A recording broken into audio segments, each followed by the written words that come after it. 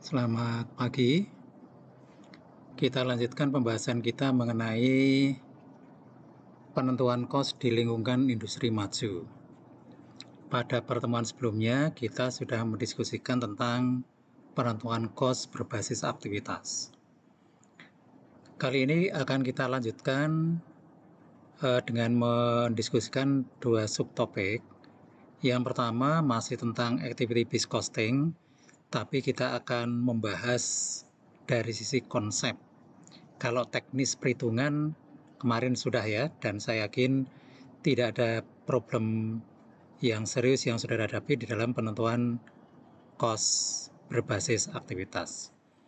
Kemudian nanti yang kedua, di bagian terakhir kita akan bahas backflush costing atau just-in-time costing. Oke, kita mulai terlebih dahulu penjelasan konsep dan mungkin juga sedikit pendalaman tentang activity-based costing. Sebagaimana telah kita bahas kemarin bahwa activity-based costing yang memang merupakan salah satu solusi untuk menyelesaikan persoalan alokasi BUP itu hanya muncul pada atau hanya bermanfaat atau relevan pada perusahaan yang menghasilkan lebih dari satu produk atau multiple produk. Sedangkan pada perusahaan yang menghasilkan single product, kita menggunakan EBC atau cara-cara lain itu hasilnya akan sama. Karena di situ tidak ada proses alokasi. Jadi sekali lagi, persoalan utama di dalam penentuan cost, terutama yang berhubungan dengan akurasi atau ketelitian, itu adalah proses alokasi BUP. Oke, kita lihat di sini ya penjelasannya. BUP pada dasarnya ditimbulkan oleh aktivitas pembuatan produk. Kalau produk yang dibuat itu lebih dari satu, maka muncul persoalan alokasi.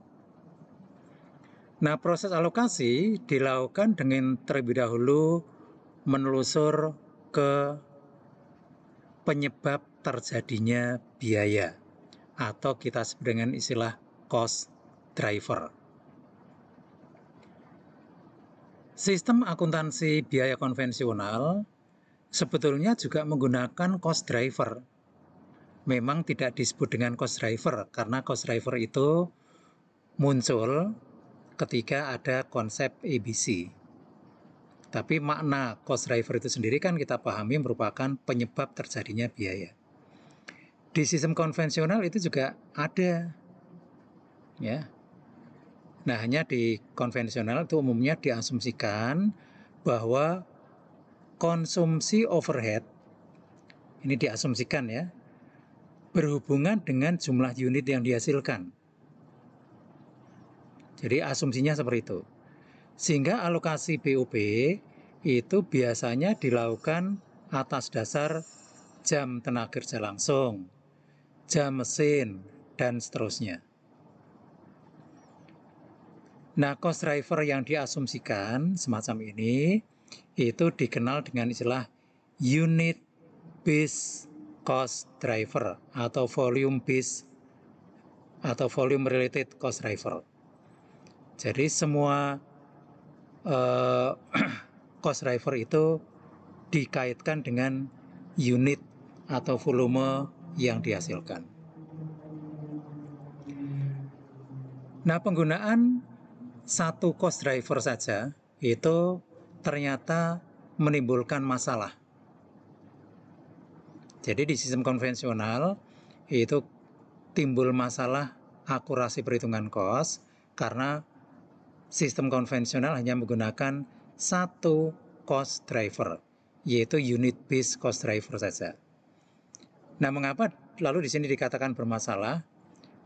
Jawabannya adalah karena unit based cost driver tidak dapat digunakan sebagai dasar alokasi biaya overhead secara akurat dan adil, fair. Mengapa dikatakan tidak bisa digunakan untuk mengalokasikan secara akurat dan fair? Karena ada dua hal, ya. Yang pertama, sebagian BUP ternyata tidak berhubungan sama sekali dengan unit yang dibuat. Ya, jadi sama sekali tidak ada hubungannya dengan unit yang dibuat. Sama sekali tidak ada hubungannya dengan konsumsi jam tenaga kerja, konsumsi jam mesin, dan seterusnya. Nah, kemudian penyebab yang kedua, karena ada derajat keragaman produk yang juga bervariasi. Karena derajat keragaman produk itu banyak, maka tingkat konsumsinya menjadi tidak sama. Nah, kemudian untuk mengatasi persoalan inakurasi semacam ini, solusinya apa? Solusinya salah satunya kita menggunakan activity based costing. Nah, mengapa ini ditawarkan? Karena ABC itu menggunakan dua jenis cost driver, yaitu unit based cost driver dan non-unit based cost driver. Ya. Nah, jadi ada dua cost driver yang digunakan, yaitu unit based dan non-unit. Kalau yang berhubungan dengan unit yang dihasilkan, ya nanti menggunakan unit based. Kalau yang tidak, nanti menggunakan non-unit. Ya. Nah, kalau jenisnya dua ini. Tapi kalau contohnya banyak nanti.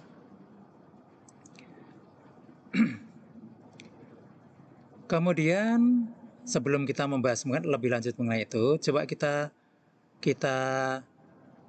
lihat terlebih dahulu karakteristik ABC. ABC adalah sebuah sistem yang menelusur biaya ke aktivitas yang menyebabkan biaya tersebut. Nah, aktivitasnya itu macam-macam. Ada aktivitas yang berhubungan dengan proses pembuatan produk secara langsung, ada juga yang sama sekali tidak berhubungan. Ya, sehingga nanti pola perubahan biayanya juga tidak terkait dengan unit yang dihasilkan. Nah, biaya ditelusur ke sana. Kalau sudah ditelusur, maka nanti biaya ini dialokasikan sesuai dengan konsumsi aktivitas tersebut oleh masing-masing produk. Nah, dengan pola semacam ini, nanti langkah yang kedua, pembebanan ke produk itu menjadi lebih akurat, lebih pas, lebih adil. Kalau misalnya sebuah aktivitas dikonsumsi oleh produk A 2 bagian, produk B 3 bagian, ya sudah nanti alokasinya ya untuk A berarti 2/5, B 3/5. Karena emang konsumsi aktivitasnya perbedaannya 2/3. Sehingga tidak menggunakan dasar alokasi yang lain. Nanti untuk aktivitas B, aktivitas yang lain gitu ya, juga dialokasikan berdasarkan rasio konsumsi aktivitas masing-masing produk. Ya. Nah, lalu di sini kan timbul pertanyaan, Pak, kalau begitu nanti alokasinya menjadi kompleks. Iya. Ya. Nanti kalau kita menggunakan tarif menjadi banyak. Iya, memang begitu. Ya. Tapi dalam rangka untuk mencapai tujuan perhitungan kos yang akurat, maka hal ini perlu dan harus. Toh sekarang ini sudah tersedia teknologi yang membantu kita di dalam mengatasi persoalan kompleksitas perhitungan produk, kompleksitas alokasi semacam itu. Dan nanti juga ada beberapa solusi untuk menyederhanakan persoalan banyaknya tarif BUP yang dihitung. Nanti ada itu. Nah, akurasi perhitungan kos ini dalam konteks bisnis sekarang ini merupakan hal yang penting. Karena kalau tidak akurat, sudah kita diskusikan kemarin ya, termasuk nanti kalau saudara membaca di skenario di awal chapter 6 bukunya Hanson and Mowen, itu dampaknya ya seperti itu. Tidak akurat itu bisa perhitungannya lebih rendah atau lebih tinggi. Kalau lebih tinggi nanti dampaknya ke harga jual yang lebih mahal, sehingga nanti para pelanggan itu lari pindah ke pesaing kita.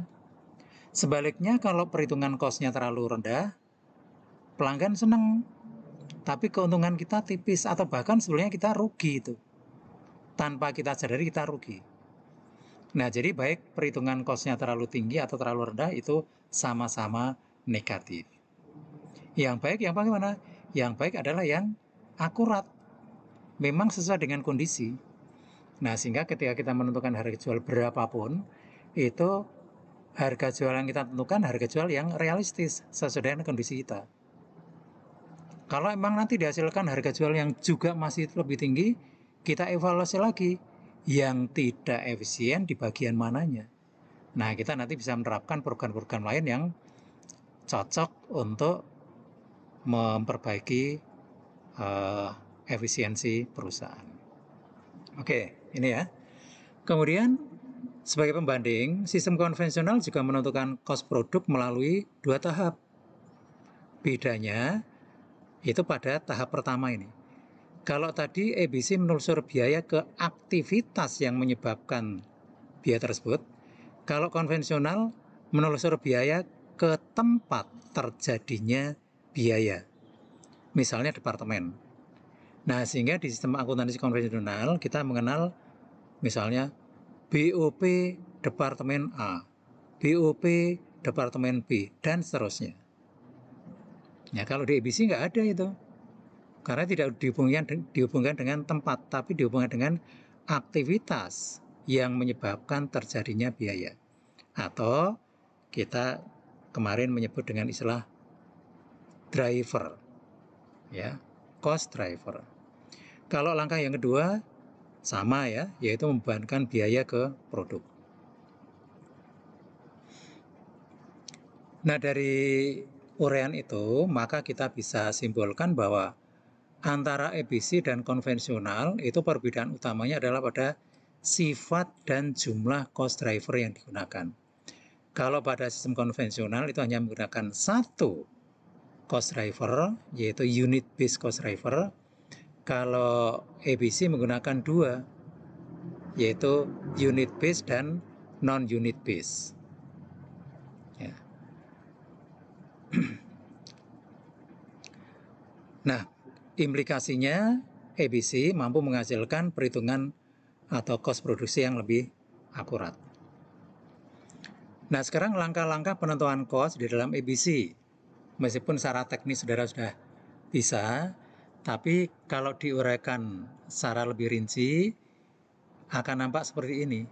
Langkah pertama adalah penggolongan aktivitas dan perhitungan tarif. Kalau yang kemarin, karena kita menekankan pada teknis, kita langsung menghitung tarif, gitu ya, karena diasumsikan data-data yang lain atau kondisi yang lain sudah tersedia. Nah, kalau langkah pertama itu dirinci lebih lanjut, maka langkah pertama itu dimulai dari identifikasi aktivitas yang terkait. Terkait apa? Yang terkait dengan pembuatan produk, baik langsung maupun tidak langsung. Kemudian kalau sudah kita identifikasi aktivitas yang terkait, kemudian hubungkan setiap biaya dengan aktivitas. Ya, jadi biaya ini disebabkan oleh aktivitas apa? Dihubungkan itu. Nah, dari situ kita bisa memperoleh data baru namanya biaya aktivitas atau cost of activity. Nah, kalau itu sudah ketemu, kemudian kita akan mengelompok-kelompokkan. Ya. Dikelompokkan biaya aktivitas ini menurut homogenitasnya, menurut kesamaannya. Ya, mungkin sama-sama cost drivernya, mungkin sama-sama rasio aktivitasnya. Nah, untuk apa langkah ketiga ini?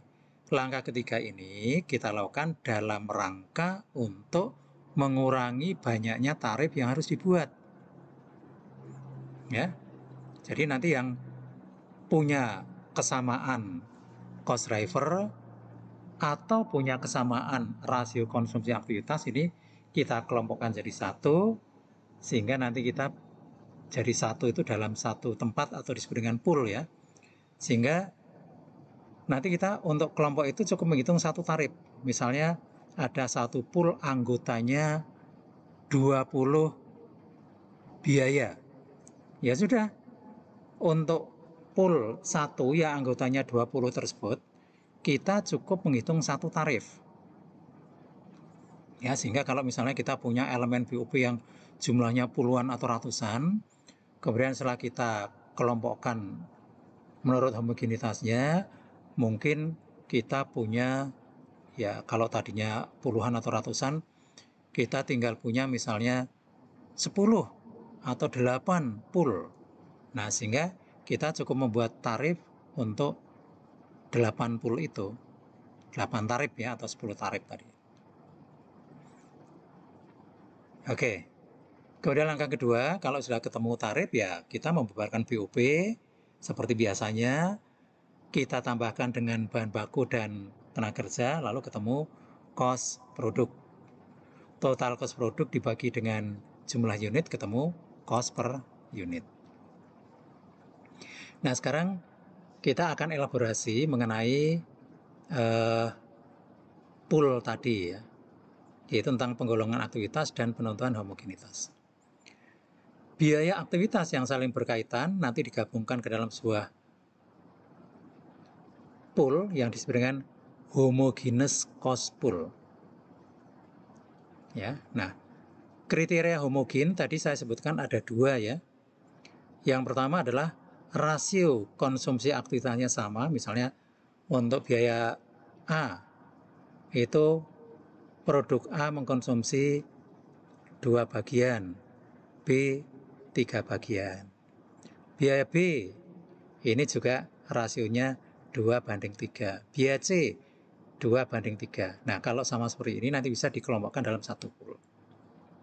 Atau ya, kita bisa juga mengelompokkan berdasarkan kesamaan cost driver. Ya, berdasarkan kesamaan cost driver. Tapi memang yang paling sering digunakan adalah yang ini. Rasio konsumsi aktivitasnya sama. 2:3, 2:3, 2:3. Nah, ini dikelompokkan aja jadi satu. Ya. Nah, kemudian manfaat pengelompokan semacam ini tadi sudah saya sebutkan, kita bisa mengurangi jumlah tarif BOP. Kalau jumlah tarif BOP-nya sedikit, maka perhitungannya menjadi lebih efisien. Tugasnya menjadi lebih simpel. Ya. Dan yang ketiga adalah mengurangi kompleksitas model penentuan cost berbasis aktivitas secara keseluruhan. Jadi perhitungannya tidak sekompleks yang kita bayangkan sebelumnya. Nah, ini tadi sudah saya singgung. Syarat pengelompokannya itu ada dua prinsipnya, yaitu berdasarkan kesamaan rasio konsumsi aktivitas.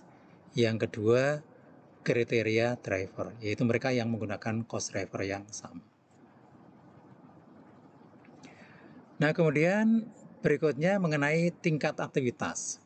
Kalau pada diskusi mengenai teknis perhitungan yang kemarin, di situ ada istilah unit level pool, batch level pool. Dan saat itu saya mengatakan sementara istilah unit level atau batch level ini sudah lupakan, nanti kita dalami. Nah, sekarang saya akan elaborasi.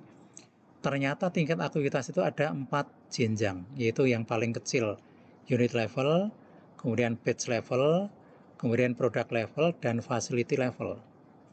Ya, batch itu artinya sekelompok produk. Ya, misalnya satu batch isinya 10, 20, 40, atau 50 unit. Kalau product level itu lebih besar lagi. Seluruh produk yang dibuat oleh perusahaan. Kalau perusahaan menghasilkan produk A, B, C, D, E, nah, maka itu yang disebut dengan product level. Kalau facility level itu yang paling luas, ya, itu levelnya pabrik, gitu ya. Nah, kita lihat penjelasan ringkasnya begini. Unit level activities adalah aktivitas yang dilaksanakan setiap dihasilkannya satu unit produk. Ya, misalnya jumlah pemakaian energi, jam tenaga kerja, berapa jam tenaga kerja yang digunakan setiap dibuatnya satu unit produk. Nah, besarnya biaya ini tergantung pada jumlah unit yang diproduksi.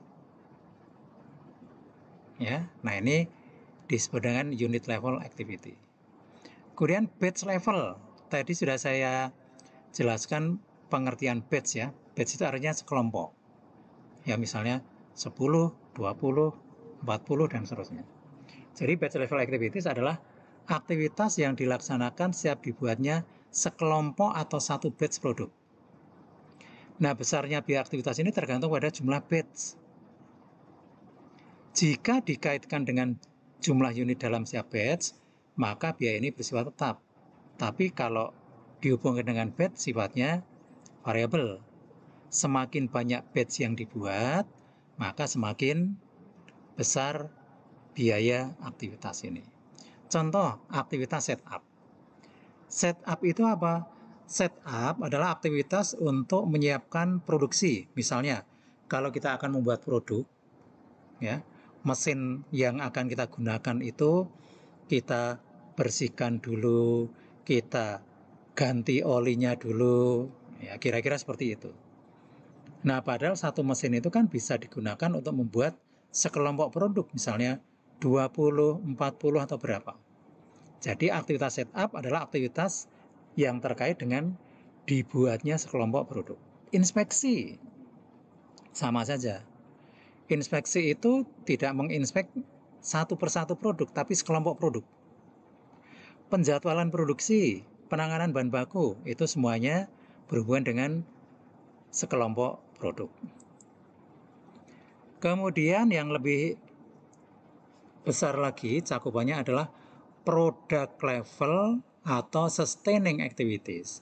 Ini adalah aktivitas yang dilaksanakan untuk mendukung berbagai macam atau seluruh produk yang dihasilkan oleh perusahaan. Ya, aktivitas ini mengkonsumsi sumber daya untuk mengembangkan produk atau memungkinkan produk untuk dihasilkan dan dijual. Aktivitas ini dan biaya yang terkait itu cenderung naik jika jenis produk yang dihasilkan bertambah. Jenis ya, bukan jumlah. Jenis misalnya tadinya kita membuat 3 jenis yaitu A, B, C. Kemudian kita menambah 2 produk menjadi A, B, C, D, E. Nah, ini berarti jenisnya bertambah, maka aktivitasnya bertambah, biaya yang berhubungan juga bertambah. Contoh, aktivitas perekayasaan atau desain produk, aktivitas pengembangan prosedur pengujian produk baru, aktivitas pembelian peralatan, dan seterusnya. Jadi kalau ini aktivitasnya berhubungan dengan seluruh produk yang dihasilkan oleh perusahaan. Kemudian yang paling luas ini level keempat, yaitu facility level activities. Ini adalah aktivitas yang mendukung proses manufaktur umum yang dilakukan oleh pabrik. Nah, ini biasanya tidak berhubungan langsung dengan pembuatan produk. Ya. Mengapa? Aktivitas ini memberikan manfaat bagi organisasi secara umum, tapi tidak memberikan manfaat bagi setiap jenis produk secara langsung. Contoh, pengelolaan pabrik, penataan lingkungan kerja, program sosial, pengamanan pabrik, dan seterusnya. Ya.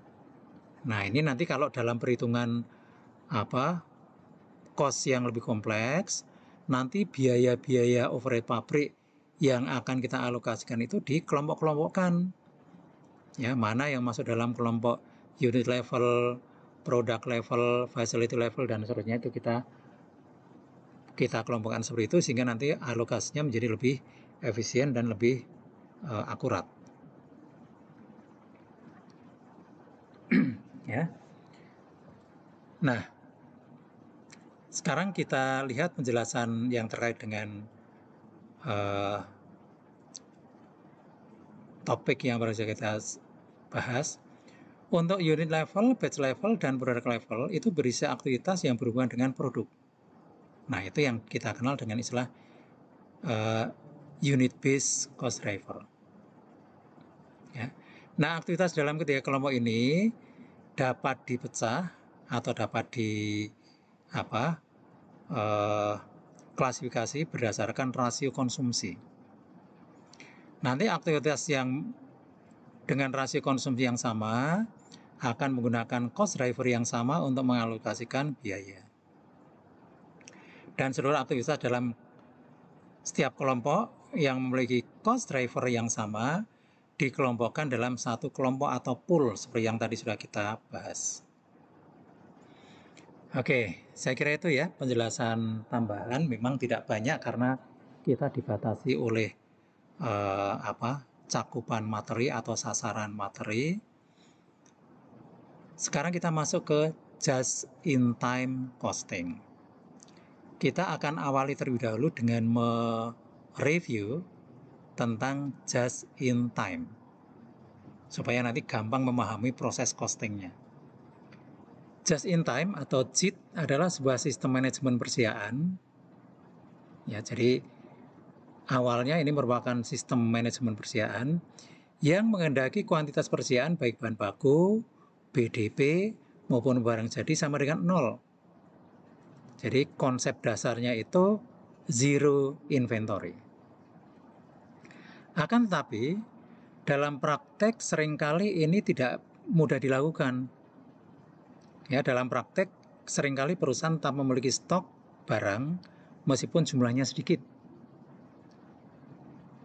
Kalau bahan baku ya biasanya stok bahan baku ini adalah untuk bahan baku yang memang didatangkan dari lokasi jauh, harus impor dari luar negeri yang makan waktu cukup lama gitu ya.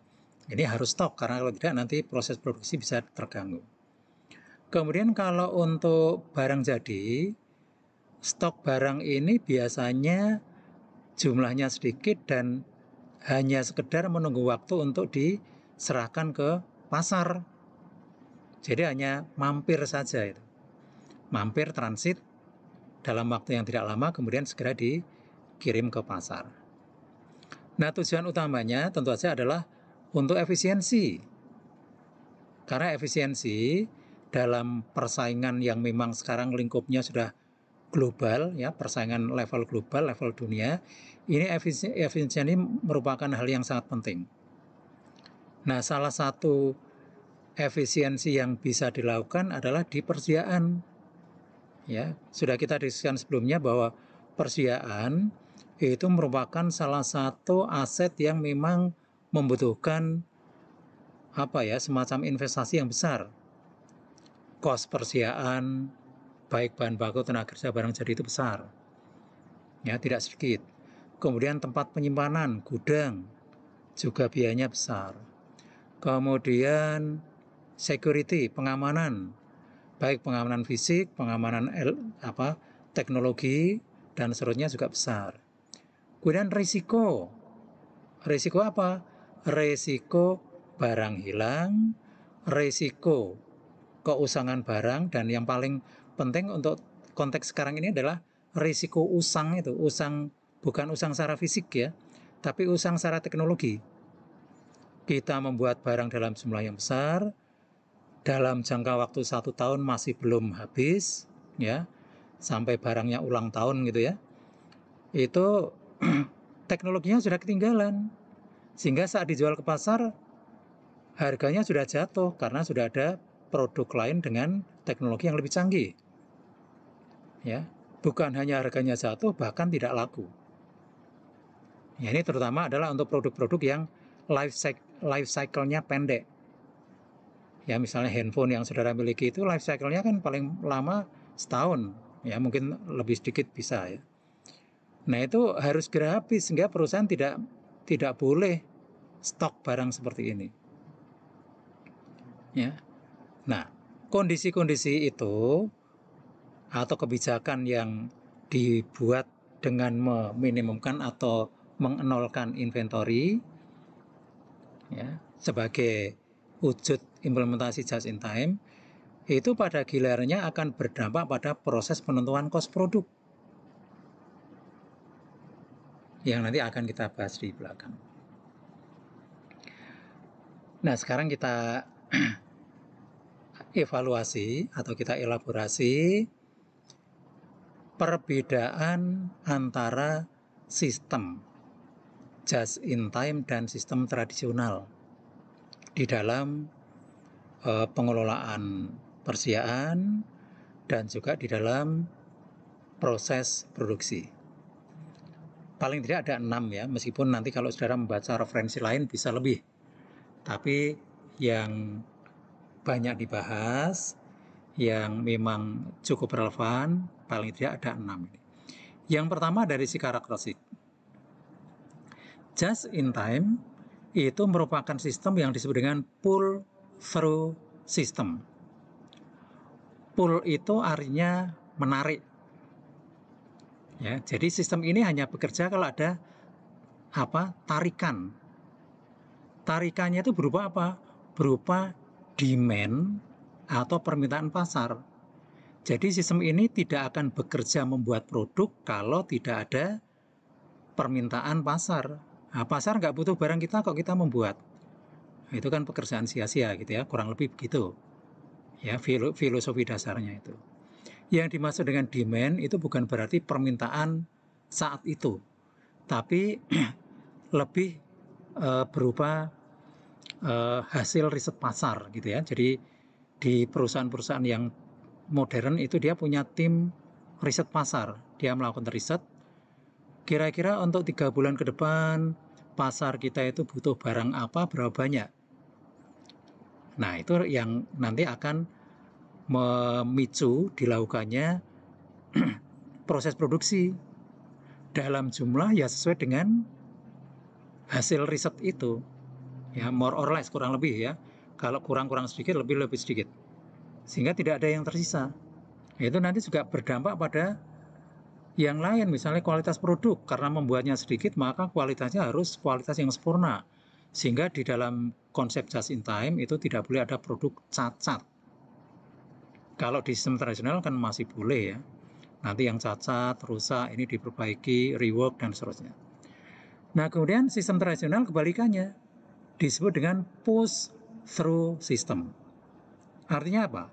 Di dalam sistem tradisional, itu dia bekerja dulu, bekerja membuat produk. Produk itu dibuat berdasarkan anggaran penjualan, sales budget. Nah, kalau saudara pernah belajar anggaran kan tahu itu, dimulai dari peramalan penjualan, kemudian nanti turun menjadi sales budget, nanti di breakdown lagi menjadi anggaran produksi dan seterusnya. Nah, itu nanti sampai dengan anggaran macam-macam itu. Nah, paling tidak dari situ ada satu hal yang kita pahami, dengan adanya anggaran produksi maka kita harus membuat barang, memproduksi secara teratur. Misalnya setiap bulan, setiap minggu kita harus membuat barang berapa. Kemudian kalau sudah selesai, produknya itu ditumpuk di gudang. Nah, supaya kita bisa membuat produk sesuai dengan rencana itu, anggaran itu, maka kita juga harus memiliki bahan baku yang banyak agar proses produksi tidak terganggu.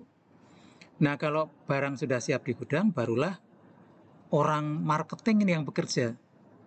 Jadi sistem tradisional ini mendorong orang marketing untuk bekerja menawarkan produk.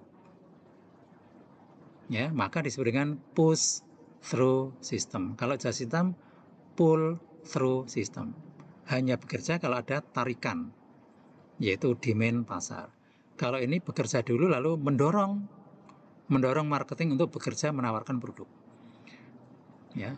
Nah, dampak dari karakter ini yang kedua ini, di dalam just in time seandainya ada inventory, maka inventorinya itu sedikit. Ya, seperti tadi saya ceritakan itu, sedikit. Kalau bahan baku, ini biasanya bahan baku yang memang didatangkan dari lokasi jauh. mungkin impor gitu ya. Kalau produk jadi biasanya hanya produk jadi yang hanya mampir ke gudang. Tidak lama setelah itu akan segera dikirim ke pasar. Kalau sentrasional, ya tadi itu, karena memang bekerja sesuai dengan schedule, sesuai dengan jadwal, sesuai dengan rencana, anggaran, maka inventorinya banyak. Ya, produk yang sudah selesai dibuat, simpan di gudang. Nah, supaya proses produksi tidak terganggu, maka bahan bakunya juga harus banyak. Nah, kemudian yang ketiga, struktur manufaktur. Nah, untuk menjelaskan mengenai struktur manufaktur, kita akan lihat gambar berikut. Nah, ini gambar yang saya ambilkan dari bukunya Hansen and Moen. Ya. Kalau tidak salah di halaman 480 itu buku yang edisi lama gitu ya. Apapun, tapi kita dengan gambar ini bisa melihat perbedaan layout pabrik antara sistem tradisional dan just in time. Yang atas dulu. Kalau yang atas itu bisa kita lihat bahwa mesin-mesin yang sejenis itu ditempatkan di tempat yang sama, di departemen yang sama. Ya, misalnya mesin lathes yang segitiga, abrasive grinders yang lingkaran, kemudian welding equipment. Itu kan sejenis. Itu ditempatkan dalam departemen sendiri-sendiri. Departemen 1, departemen 2, departemen 3. Ya. Akibatnya, nah ditulis di bawah itu, each product, setiap produk, passes through departments that specialize in one process. Setiap produk itu akan melalui departemen yang berspesialisasi dalam satu proses. Sehingga departemen-departemen itu memproses multiple produk, memproses lebih dari satu produk. Nah, lalu dampaknya bagi costing itu apa? Dampaknya adalah timbul banyak sekali biaya bersama yang harus dialokasikan. Nah, itu di sistem tradisional seperti itu, alokasi. Padahal alokasi itu kan persoalan yang tidak gampang ya. Kalau alokasinya sembarangan, nanti hasilnya tidak akurat, ya. Itu di ABC kan sudah kita bahas itu. Jadi timbul persoalan alokasi gitu ya. Nah, lalu kalau di just in time bagaimana? Kita lihat di situ. Layout pabriknya itu model sel. Kita lihat setiap sel itu berisi berbagai jenis mesin gitu ya. Jadi setiap sel itu dikhususkan untuk membuat satu jenis produk. Jadi tidak seperti departemen, isinya mesin yang sama.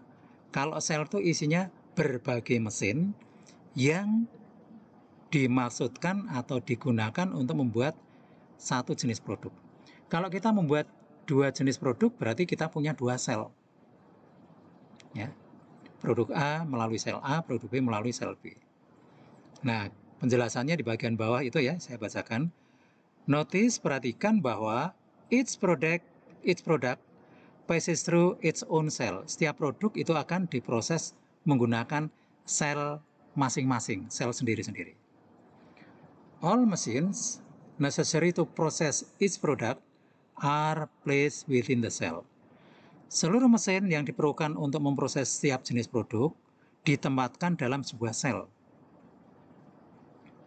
Dengan kata lain, each cell is dedicated to the production of one product or one sub-assembly. Setiap sel itu didedikasikan, dikhususkan untuk memproduksi satu jenis produk. Oke, lalu dampaknya apa terkait dengan costing tadi? Dampaknya adalah ya, biaya-biaya bersama itu dikurangi dalam jumlah yang signifikan. Jadi biaya yang tadinya biaya bersama, yang harus dialokasikan, atau kita sebut dengan biaya tidak langsung, sekarang bisa kita ubah menjadi biaya langsung. Kalau sudah menjadi biaya langsung kan berarti tidak perlu dialokasikan. Nah, jadi layout pabrik just in time ini dampaknya adalah mengurangi kebutuhan untuk alokasi, mengatasi persoalan alokasi. Ya. Nah, memang tidak semua biaya tidak langsung bisa diubah menjadi biaya langsung. Tapi dengan pola ini, maka jumlah dan jenis biaya tidak langsung tinggal sedikit. Nah, yang sedikit itu lalu mau diapakan? Kalau mau kita alokasikan dengan cara-cara lama, juga dampaknya tidak signifikan terhadap cost. Tapi kalau yang sedikit itu dialokasikan dengan EBC, maka EBC yang diterapkan karena biayanya sedikit menjadi simple. Jadi bisa saja kita menggabung antara just in time dengan EBC. Ya. Nah, just in time dan EBC sebenarnya tujuannya sama. Tujuannya adalah sama-sama ingin meningkatkan akurasi atau ketelitian perhitungan cost. Hanya caranya berbeda. Kalau ABC itu menggunakan cost driver, ya baik unit base maupun non unit base. Kalau just in time itu dengan mengkonversi sebagian besar biaya tidak langsung menjadi biaya langsung. Nah, biaya tidak langsung yang tersisa, seandainya masih ada, bisa saja nanti dialokasikan pakai EBC, tapi EBC-nya simple, karena memang biayanya tinggal sedikit. Gitu ya. Oke, sekarang kita kembali ke slide sebelumnya. Nah, itu struktur manufaktur bedanya seperti itu ya. Yang just in time menggunakan struktur sel, sedangkan tradisional menggunakan struktur departemen. Nah, poin yang ketiga ini dampaknya pada poin yang keempat, kualifikasi tenaga kerja. Karena di sistem tradisional itu mesin-mesin yang sejenis itu ditempatkan dalam satu departemen, maka dibutuhkan tenaga yang spesialis. Jadi tenaga kerja yang bekerja di departemen A, ini ya, itu dia berspesialis untuk menangani sampai dengan maintenance mesin latest saja. Jadi dia spesialisasinya di ini aja. Departemen 2 juga spesialisasinya ini. Departemen 3 juga spesialisasi di satu jenis mesin. Mulai dari mengoperasikan, maintenance, dan seterusnya. Nah, kalau di just in time, itu tenaga kerja yang dibutuhkan itu adalah multidisiplin. Yang dimaksud dengan disiplin itu di bidang, ya, bidang ilmu, bidang pengetahuan. Jadi, kita lihat lagi, tenaga kerja yang bekerja di sel A dituntut untuk mahir, kompeten, menangani, mengoperasikan, memelihara berbagai jenis mesin yang ada di sel A. Ya, jadi dia keahliannya itu multiple atau multidisiplin. Ya, oke, itu yang keempat. Kemudian yang kelima, tadi sudah kita singgung sedikit ya, kebijakan kualitas. Di just in time, karena kita membuat produk itu dalam jumlah terbatas untuk memenuhi demand pasar saat itu, maka tidak ada toleransi terhadap produk cacat. Karena apa? Karena kalau ada produk cacat, tidak bisa dikembalikan, tidak ada penggantinya karena kita tidak punya stok. Ya. Dan produk cacat itu sampai ke tangan konsumen, nah ini kan bisa mengganggu reputasi perusahaan. Nah, oleh karena itu, di just in time itu dibutuhkan pengendalian mutu. Ya, pengendalian mutu. Jadi sekali lagi di just in time itu dituntut untuk zero defect. Ya, zero defect. Karena di situ zero inventory maka harus zero defect. Tidak boleh ada produk cacat. Karena ada yang cacat tidak ada penggantinya gitu. Ya. Jadi zero defect. Mutu sejak kita membeli bahan baku sampai dengan kita memproses itu dikendalikan. Nah, sehingga nanti ada kajian baru yang namanya biaya kualitas. Nah, biaya kualitas ini ada bab sendiri, tapi di semester ini memang kita tidak memasukkan topik tentang biaya kualitas. Ya, jadi biaya yang dikeluarkan dalam rangka untuk mencapai kualitas produk yang sempurna, sehingga tidak ada yang cacat. Nah, kalau di sentrasional itu seperti yang saudara pelajari di akuntansi biaya, itu ada produk cacat diperbolehkan, asal misalnya tidak boleh lebih dari 1%. Ya, karena kalau ada produk cacat kan ada penggantinya. Begitu ketahuan ada produk cacat, ya udah jangan dikirim dulu. Ya, kita ngirim yang lain karena memang persediaannya banyak. Yang cacat nanti di rework dulu, diperbaiki dulu. Kalau sudah sempurna baru dikirim. Kalau di just in time tidak bisa karena tidak punya persediaan. Ada produk cacat ya sudah, ya. Ini kalau tidak teliti bisa sampai ke konsumen. Oleh karena itu pengendalian kualitas itu sangat ketat di just in time. Kemudian juga sebagai dampak dari nomor 3 tadi, fasilitas jasa. Kalau di sistem tradisional, fasilitas jasanya itu terpusat. Misalnya, penanganan bahan baku itu hanya melayani mesin yang pertama tadi ya, mesin pertama yang litas penanganan baku di sini, itu hanya menangani departemen saja, satu, terpusat. Ya. Sementara kalau di sistem just in time, penanganan bahan baku itu ya melayani sel A, sel B, sel C, dan seterusnya. Sehingga di sini dikatakan fasilitas jasanya itu kalau di just in time cenderung tersebar sesuai dengan jenis produk yang dibuat, sesuai dengan sel yang ada. Kalau ini terpusat pada satu departemen saja. Baik, ini beberapa hal tentang just in time, ya, sehingga dengan uraian ini saudara bisa lebih paham perbedaan antara just in time dan tradisional. Oke, sekarang saya akan terlebih dahulu menyampaikan, kalau tadi kan saya sudah sampaikan bahwa just in time dan ABC itu tujuannya sama, yaitu apa? Meningkatkan akurasi perhitungan cost. Caranya, kalau just in time dengan cost driver, kalau ABC dengan cost driver, kalau just in time dengan mengubah sebagian besar biaya tidak langsung menjadi biaya langsung, sehingga mengurangi aktivitas alokasi, karena alokasi itulah sumber utama ketidakakuratan perhitungan cost. Nah, sekarang saudara bisa melihat di tabel ini, ya, di sisi kiri kolom konvensional itu ada banyak sekali biaya tidak langsung, sehingga nanti harus dialokasikan, ya. Kemudian di just in time itu sebagian biaya tidak langsung itu sudah bisa diubah menjadi biaya langsung. Ya, memang masih ada, paling tidak di situ ada 3 ya, asuransi dan pajak, depresiasi bangunan pabrik, jasa penjagaan atau satpam itu tetap tidak bisa diubah menjadi biaya langsung. Tapi jenisnya kan tinggal sedikit, jumlahnya juga tidak banyak. Nah, sehingga yang sedikit ini kalau dialokasikan dengan cara-cara lama, maka dampaknya ke cost produk juga tidak signifikan.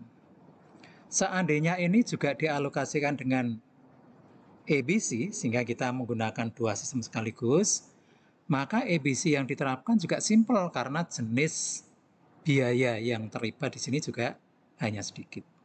Gitu ya. Oke, sekarang kita masuk ke costingnya. Costing yang diterapkan ya dalam lingkungan just in time itu disebut dengan back flush costing. Mengapa disebut dengan back flush costing? Karena perhitungan cost itu dilakukan saat produk flash out. Ya, keluar, ya, meloncat keluar maksudnya itu, meloncat keluar atau selesai diproduksi. Nah, sekarang kita lihat dulu penjelasannya ya. Di dalam just in time, karena mengeliminasi persediaan, maka di situ dampaknya adalah rekening atau akun persediaan bahan baku dan persediaan dalam proses itu hilang. Ya, hilang. Bahan baku tidak ada, maka akun persediaan bahan baku tidak ada. BDB tidak ada, maka akun produk dalam proses juga tidak ada. Nah, tapi nanti muncul satu akun baru namanya bahan baku dalam proses atau raw material in process. Jadi, ketika kita memesan bahan baku datang itu tidak mampir ke gudang karena kita tidak punya gudang. Ya, asumsinya itu. Tapi langsung masuk ke pabrik. Dan saat masuk ke pabrik nanti kita catat dengan mendebit akun bahan baku dalam proses. Ketika produk selesai dibuat, maka bahan baku dalam proses ini langsung ditransfer ke produk jadi. Ini yang pertama. Yang kedua, biaya tenaga kerja dan BOP nanti digabungkan dalam akun baru namanya biaya konversi. Sisi debit digunakan untuk mencatat biaya konversi yang sesungguhnya, sisi kredit digunakan untuk mencatat biaya konversi yang dibebankan. Ya, akun lawannya ketika mengkredit biaya konversi ini, akun lamanya ada persediaan produk jadi. Ya. Nah, mungkin Anda bertanya, Pak, katanya nggak ada produk jadi. Ya, produk jadi itu kita gunakan kalau produk yang selesai dibuat itu mampir dulu ke gudang. Kalau tidak mampir ke gudang, maka sebagai pengganti akun persediaan produk jadi, kita gunakan akun HPP atau BPP. Ya, nah itu. Transfer biaya produksi ke akun produk jadi atau akun HPP menandai selesainya proses produksi. Dengan demikian, biaya produksi melompat atau flush out keluar sistem setelah selesai produk dibuat. Contoh transaksi. Langsung aja ya ke contoh. Ini ada 6 transaksi terkait dengan proses produksi. Ya. Yang pertama dibeli bahan baku secara kredit. Kalau kita menggunakan sistem konvensional, pasti kita akan mendebit persediaan bahan baku, kreditnya utang dagang. Kemudian kedua, seluruh bahan baku digunakan untuk produksi. Kalau kita menggunakan sistem konvensional, kita pasti akan mendebit persediaan produk dalam proses, kreditnya persediaan bahan baku. Nomor 3, biaya tenaga kerja langsung yang sesungguhnya 100 juta. Kita pasti kalau di sistem konvensional, kita akan membuat jurnal dengan mendebit persediaan barang dalam proses, kreditnya utang gaji.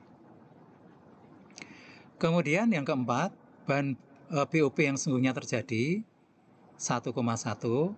Kalau di sistem konvensional, pasti kita akan mendebit akun BOP, kreditnya. Nah, ada yang mengatakan macam-macam akun di kredit. Meskipun itu juga tidak tepat ya. Harus ada penjelasannya kalau menggunakan itu. Ya, atau bisa juga kita mengkredit utang dagang atau kas dan seterusnya. Kemudian nomor 5. Biaya konversi dibebankan. Nah, 1,1 dari jumlah tersebut 100.000 diantaranya biaya tenaga kerja. Jadi yang 1 miliar itu adalah BOP. Nah, pembebanan BOP kalau di sistem konvensional itu kita catat dengan mendebit persediaan produk jadi, kreditnya BOP dalam kurung dibebankan. Ya. Nomor 6, semua pekerjaan selesai pada akhir bulan. Ya. Nah, biasanya kita membuat jurnal debit persediaan produk jadi, kreditnya Kreditnya apa? Persediaan barang dalam proses. Ya. Ada 6 jurnal yang kita buat di dalam sistem konvensional. Ya, seperti ini ya. Nah, ini 1, 2, 3, seperti yang tadi saya jelaskan, 4, 5, 6. Nah, bagaimana kalau kita menggunakan just in time? Kalau kita menggunakan just in time, maka jurnal nomor 1 dan nomor 2 itu tidak ada. Tapi diganti dengan jurnal ya untuk mencatat pembelian dan pemakaian bahan baku. Ya, seperti ini. Debit bahan baku dalam proses, kreditnya utang dagang. Ya, jadi 1, 2 digabung. Kemudian jurnal nomor 3, ya, nomor 3 mencatat biaya tenaga kerja langsung. Itu kalau di just in time itu digabung dengan overhead. Ya, digabung dengan overhead. Jadi jurnal 3 dan 4 itu digabung. Digabung menjadi debit biaya konversi, kreditnya utang dagang, ini untuk BOP sesungguhnya, kredit lagi utang gaji untuk tenaga kerja langsung. Kemudian jurnal nomor 56 ya. Nomor 56 ini juga digabung menjadi satu ya. Yaitu kita membebankan yang ini ya. Ini nomor 5 kan pembebanan BOP. Pembebanan BOP dilakukan ketika produk selesai. Ya, jadi nomor 5 tidak ada jurnal, nanti langsung dilakukan di jurnal nomor 6 karena BOP dibebankan nanti kan nyatetnya juga di biaya konversi. Jadi nomor 5 dan 6 digabung menjadi satu, yaitu debit persediaan produk jadi, kreditnya biaya konversi, ini yang dibebankan ya, sekian. Kemudian bahan baku dalam proses kita kredit sekian. Nah, nomor 6 yang atas ini, asumsinya kalau produk itu mampir dulu ke gudang, disimpan dulu di gudang. Tapi kalau ketika produk selesai ini langsung dikirim ke pasar, maka kita langsung mendebit akun harga pokok penjualan atau biaya pokok penjualan atau beban pokok penjualan, kreditnya sama. Ya. Nah, jadi kalau kita menggunakan just in time atau back flash, kita hanya membuat 3 jurnal. 1, ketika kita membeli dan menggunakan bahan baku. Kedua, ketika kita menggunakan tenaga kerja langsung dan BOP sungguhnya. Ya, itu yang kedua. Yang ketiga, ketika produk selesai. Nah, ketika produk selesai, kita sekaligus membebankan biaya konversi atau BOP ke produk jadi. Ya, jadi pembebanannya itu dilakukan ketika produk flash out. Maka ini dikenal dengan istilah back flash costing.